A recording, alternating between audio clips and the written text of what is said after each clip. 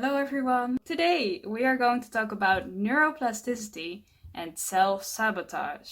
The idea is that in your brain, you have a whole lot of brain cells called neurons, and they are all connected, and there's this thing going on where if you have a certain habit, then this is also becoming a certain pathway in your brain of connections, of neural connections. Whenever you create those strong connections, then it becomes kind of wired into your brain or burned almost into your brain. What happens is we make a decision. We tell ourselves we want to do this, we want to change this about ourselves or about our lives, and then we don't do it and sabotage ourselves. And we wonder why, why did I go back to this old habit when I didn't want to, And part of it is because our brain really likes to revisit the same old patterns and will kind of force you into doing that until you actually build a new pathway, and that takes time. So, also, a second reason why we self-sabotage is because we might have a fear of failure. You might feel like changing the thing you wanted to change is maybe you have tried in the past and you have failed, You may have failed a lot of times, and the more you have a negative association with it, or the less insecure you are about actually being able to do that, you might sabotage yourself by not doing it simply because you are afraid of failing, and you're kind of trying to subconsciously protect yourself from the disappointment of failing, because you're kind of like, well, I'm probably going to fail anyway, so it's best not to have any hope, It's best not to have any expectations and just give up right away, because if I have this hope that this is going to work out and then I fail, then I'm going to be disappointed, I'm going to feel sad.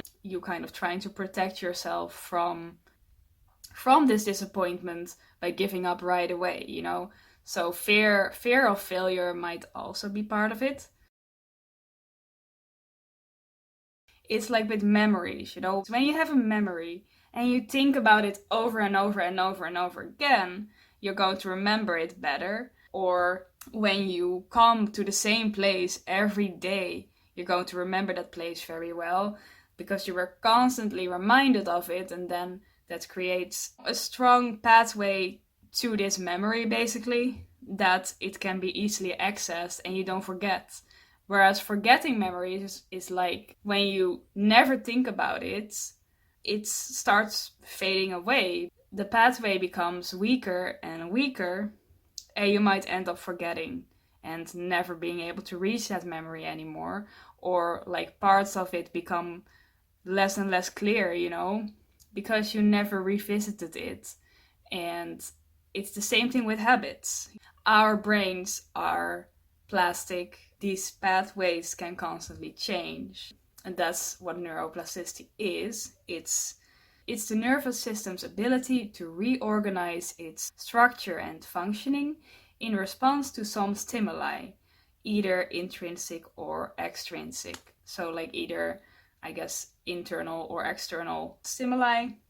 So what this means is that all these networks and pathways can be changed, just like how you can remember things or forget things. Even if you did have a memory once, 10 years later the memory might be gone, When you have a certain habit, there is a certain pathway. For example, if you have a routine, a daily routine, then you don't even have to think about it before doing it. You might even just do it without thinking, unconsciously, basically, because it's so wired into your brain. But whenever this is a thing, it's also more difficult to let go of it, more difficult to change it. Because, like I said in an earlier video, our brains are resistant to change, even though they can change, they show plasticity, they are still resistant to it because change usually means danger. And it's really smart to have your brain almost forcing you to keep doing those habits, because it means that you keep yourself safe by doing the same things, that the things that have seemed to work in the past, just keep doing them and not change your habits every single day, because if you do, you might run into danger at some point and do something wrong, because you just avoid taking unnecessary risks.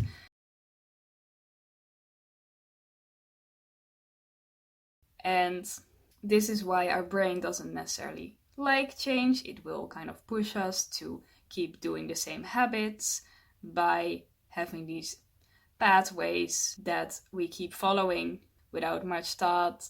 Therefore, creating new habits, whatever it is, if it's like I want to have a different routine in terms of bedtime, or I want to start exercising more, I want to stop smoking or stop eating too much, I want to be kinder to myself, like any of those things, it will feel uncomfortable at first. Changing whatever you did do in the past, changing habits, and you'll have to remind yourself over and over and over again that, like, I am going to do this even if it feels uncomfortable, because that's just my brain wanting to stay in the old habits.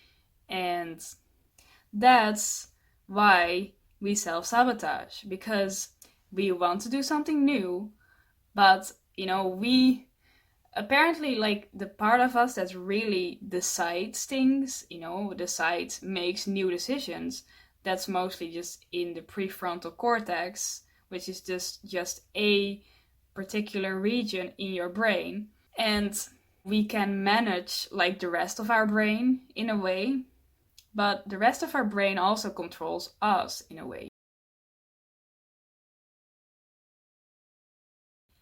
And a new pathway will only be built over time.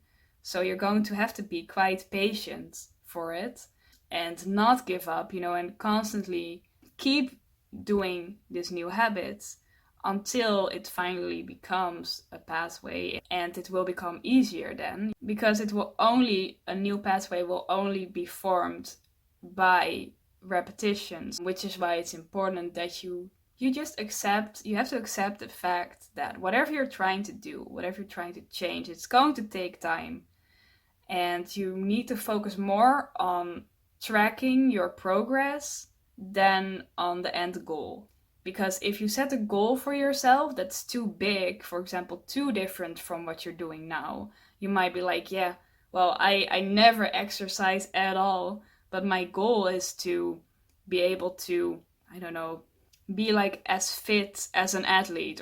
Then it's going to be like, yeah, well, you set a really big goal for yourself. So if you're going to change your habits that much, you need to take into account that it's definitely possible, but you need a lot of time, a lot of patience, and tracking your progress, and just tracking how you are doing maybe better than the day before, and not being disappointed if you haven't reached your end goal yet, because rewiring your brain is a slow process that can sometimes be really difficult. So through neuroplasticity, you can change habits in your life. For example, I have used it to reduce anxiety, but was it easy? No.